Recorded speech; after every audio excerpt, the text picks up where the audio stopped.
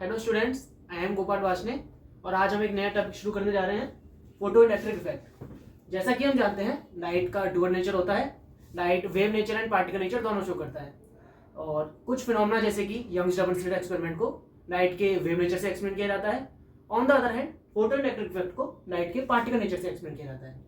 तो particle nature में क्या होता है कि लाइट को कई सारे छोटे छोटे फोटोन से मिलकर बना माना जाया जाता है। फोटॉन्स की क्या प्रॉपर्टीज होती हैं? तो प्रॉपर्टीज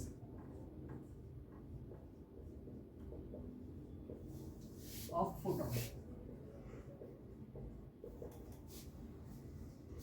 सबसे पहली प्रॉपर्टी होती है फोटॉन की कि उसकी वेलोसिटी लाइट की स्पीड के बराबर होती है, यानी कि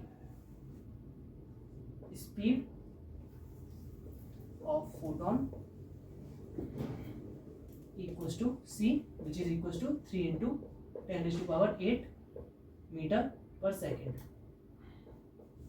सेकेंड प्रॉपर्टी, अगर लाइट की फ्रीक्वेंसी न्यू और वेवलेंथ लैम्डा है, let's say frequency of light is nu और wavelength lambda, then energy of a photon will be equals to h nu or it will be hc upon lambda and momentum will be h upon lambda या फिर hc upon nu, जहां h हमारा एक constant है जिसे हम कहते हैं प्लांक्स कांस्टेंट,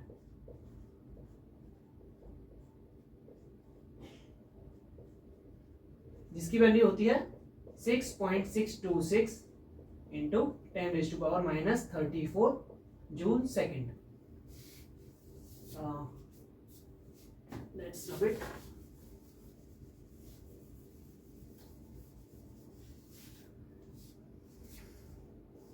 जैसा कि हमने देखा कि फोटोन की एनर्जी hc अपॉन लैम्डा है होती है या h न्यू होती है। तो जैसा कि हम देख सकते हैं ये सिर्फ लाइट की फ्रीक्वेंसी और वेवलेंथ पर डिपेंड करती है और h और c हमारे कांस्टेंट है। तो क्या होता है कि अगर हमारे पास कोई मोनोक्रोमेटिक लाइट है, यानी लाइट की सिर्फ सिंगल फ्रीक्वेंसी या सिंगल वेवलेंथ है, तो क्या होगा, उसके जितने भी फोटॉन्स हैं उनकी एनर्जी सेम होगी, ठीक है। और ऐसे ही उनके मोमेंटम के लिए हम कह सकते हैं कि उनका मोमेंटम भी सेम होगा, क्योंकि हमारा मोमेंटम जो आता है वो होता है h अपॉन लैम्डा या फिर h न्यू अपॉन c, ठीक है। थर्ड प्रॉपर्टी की बात करते हैं कि जब हम लाइट की इंटेंसिटी इंक्रीज करते हैं, when intensity of light is increased, तो हमारे नंबर ऑफ फोटॉन्स जो पर यूनिट एरिया से पास हो रहे होते हैं उनका नंबर बढ़ जाता है। Then number of photons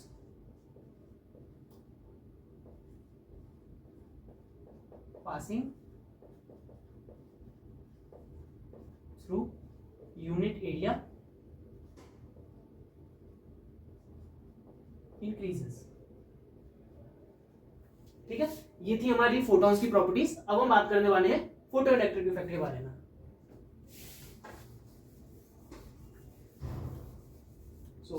photo electric effect क्या होता है कि जब हमारी न्यू फ्रीक्वेंसी या वेवलेंथ लैम्डा की लाइट किसी मेटल सरफेस पर इंसिडेंट होती है, अगर हमारी वेवलेंथ एक पर्टिकुलर वैल्यू से कम है या फ्रीक्वेंसी एक पर्टिकुलर वैल्यू से ज्यादा है, तो मेटल के सरफेस से इलेक्ट्रॉन्स इजेक्ट होने लगते हैं। इस इफेक्ट को हम कहते हैं फोटो इलेक्ट्रिक इफेक्ट, और इजेक्टेड इलेक्ट्रॉन्स जो होते हैं वो कहलाते हैं हमारे फोटो इलेक्ट्रॉन्स। तो ऐसा क्यों होता है, इसके लिए हमें जानना होगा कि फोटोन इलेक्ट्रॉन से किस तरह से इंटरेक्ट करते हैं। जैसा कि हम जानते हैं मेटल्स के अंदर होते हैं free electrons,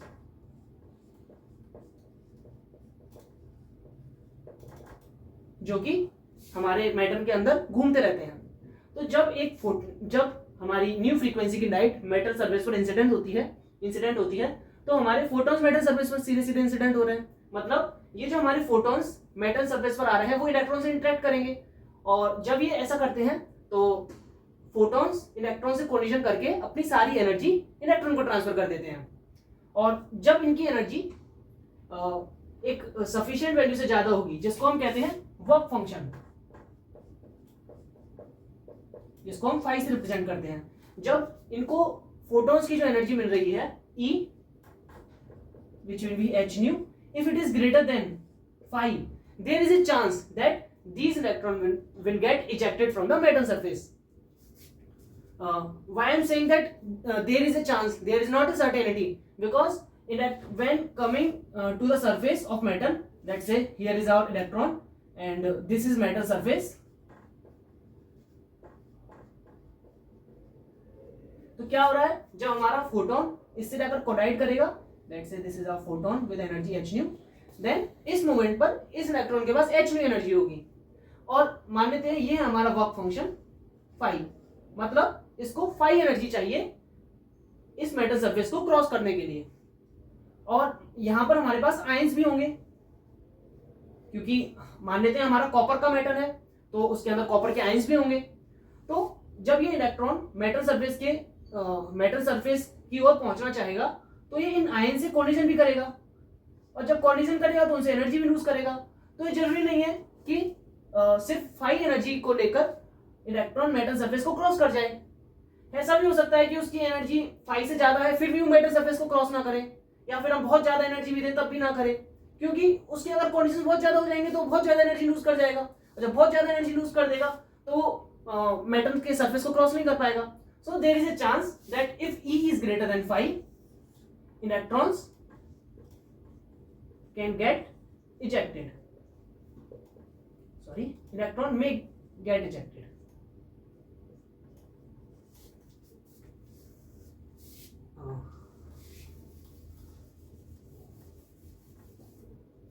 So what we are saying that a photon of energy E is incident on metal surface and this energy is greater than phi. Then let's say electron comes to the surface of metal by less hindrance path, like there is no collision between electron and ions of metal. So what will happen? The kinetic energy will be equals to E minus phi. क्योंकि जो E energy है उसका phi energy part तो metal surface तक आने में चला जाएगा और बचा हुआ पार्ट उसको काइनेटिक एनर्जी में मिल जाएगा। बट ये कब का केस है, जब कोई भी कोलिजन नहीं हो रहा हो इलेक्ट्रॉन का आयन से, तो इस एनर्जी काइनेटिक एनर्जी को बोलते हैं maximum kinetic energy. Maximum kinetic energy E minus phi होगी। काइनेटिक एनर्जी इससे कम भी हो सकती है, और अगर E फाई से सफिशिएंटली लार्ज नहीं है तो ये भी हो सकता है कि इलेक्ट्रॉन इजेक्ट भी ना हो। जैसा कि हम जानते हैं कि फोटोन की एनर्जी E h न्यू के बराबर होती है, तो मैक्सिमम काइनेटिक एनर्जी को हम क्या लिख सकते हैं, h न्यू माइनस फाई।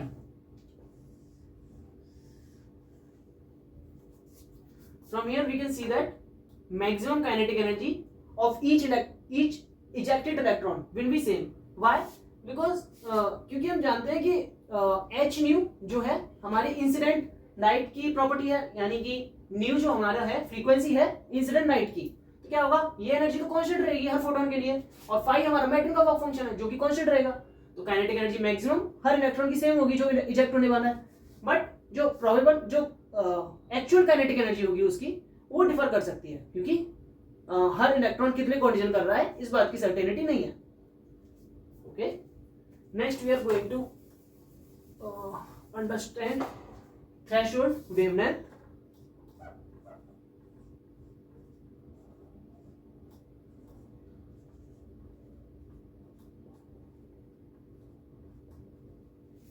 और threshold frequency.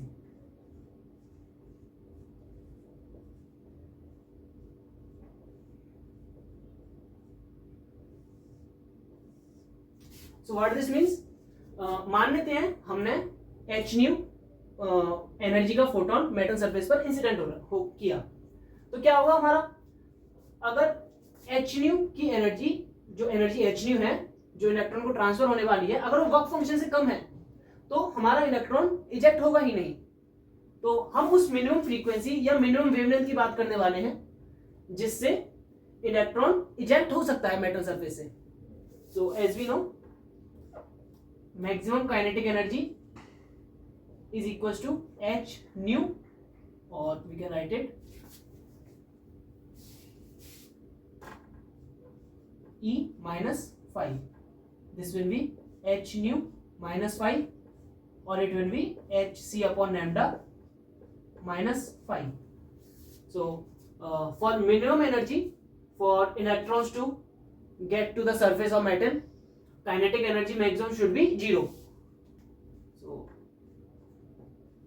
maximum kinetic energy is 0. Then h nu, let's say this frequency is nu naught when v equals to phi. So this is the definition of metal work function. It will be equals to the h, which is Planck's constant, times threshold frequency. This nu naught is called threshold frequency, and it is the minimum frequency of incident light from which an electron may get ejected. And for next we are going to consider threshold wavelength. So as we know, for minimum energy kinetic energy maximum should be 0. So 0 will be equals to hc upon lambda minus phi. From this we can say phi is equals to hc upon lambda. Let's call this wavelength lambda naught,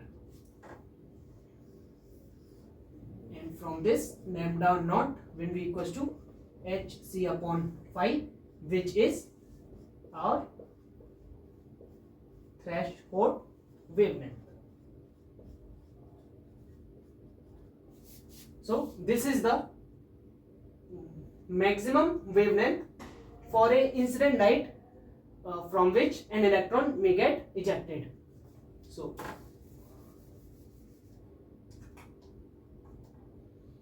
if lambda is less than lambda naught, then electron may get ejected,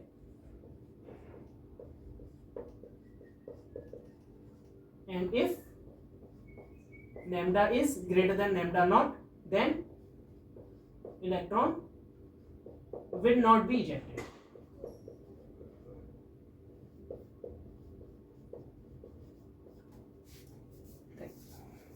जैसा कि हम जानते हैं kinetic energy maximum was E minus phi, and energy was h nu, and we have derived the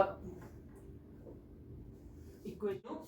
Kinetic energy, maximum kinetic energy was E minus phi, and energy of photon was h nu, and we have derived the expression for work function, which was phi equals to h nu naught, and energy can also be written as hc upon lambda, and work function can be written as hc upon lambda naught. So kinetic energy maximum will be equals to h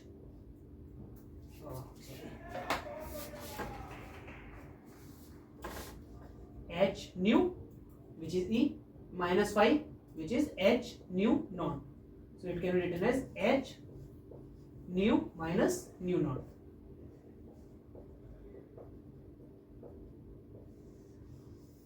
And in terms of wavelength, we can write it as kinetic energy maximum equals to h c upon lambda minus h c upon lambda naught.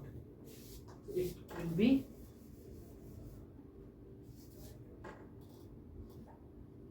kinetic energy maximum equals to hc 1 upon lambda minus 1 upon lambda naught.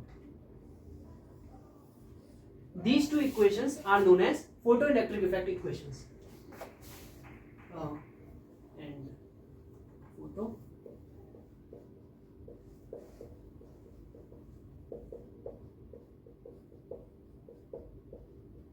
equation.